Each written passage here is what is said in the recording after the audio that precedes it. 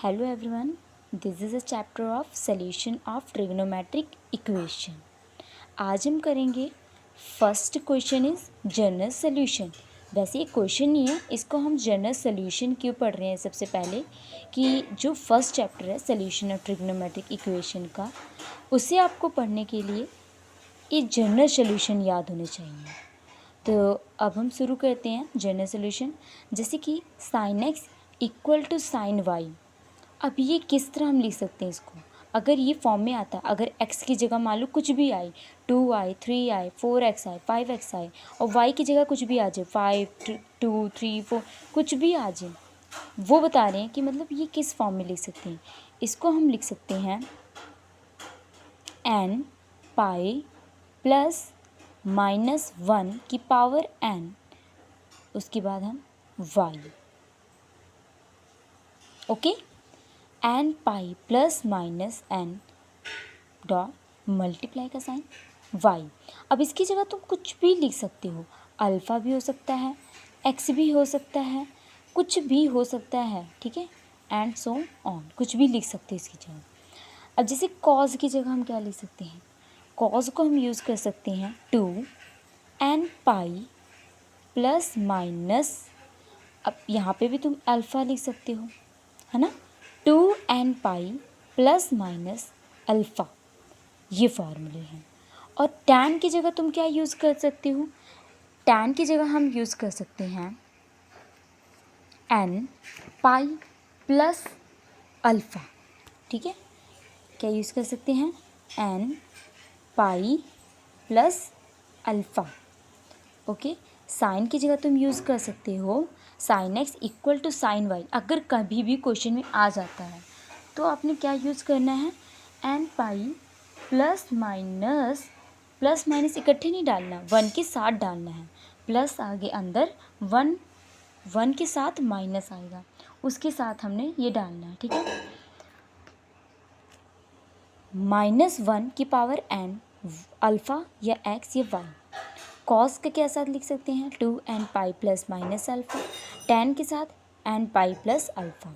अब ये याद रखना कि बाकी हमारे पास तो ट्रिग्नोमेट्रिक के 6 फार्मूले होते हैं, sine cos tan cosecant secant cot होते हैं। साइन का उल्टा कोसिकेंट, है ना, कोसिकेंट x हो गया, कोसिकेंट y हो गया, इसके साथ भी यही सेम फार्मूला। कॉस का उल्टा क्या होता है, सीकेंट x सीकेंट y, इसका भी यही सेम फार्मूला।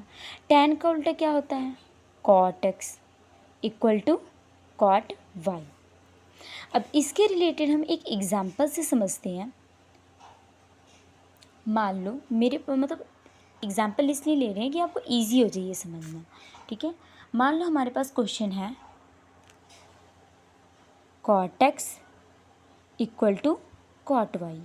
अब मैं इसे लिख कैसे सकती हूँ, 1/tan x equal to 1/tan y, है ना, मैं इस तरह फॉर्म में लिख सकती हूँ।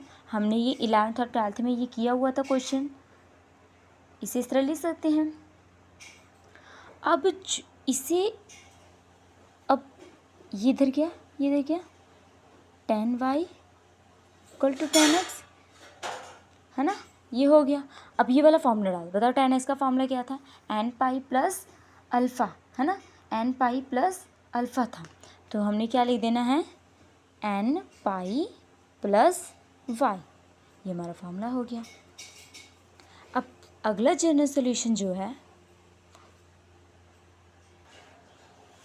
जो हमारा अगला जनरल सोल्यूशन है वो है sine square x equal to sine square y, cos square x equal to cos square y, tan square x equal to tan square y, cosecant square x equal to cosecant square y, secant square x equal to secant square y, cot square x equal to cot square Y.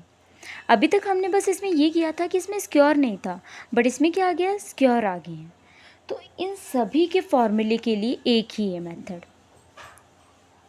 इन सभी के फॉर्मूले के लिए कौन सा है, n pi plus minus y, क्या है n pi plus minus y, ठीक है, n pi plus minus y, ये हमारा जनरल सोल्यूशन है सोल्यूशन ऑफ ट्रिग्नोमेट्रिक इक्वेशन में। यही फॉर्मूले यूज़ करके हम सारा चैप्टर करेंगे।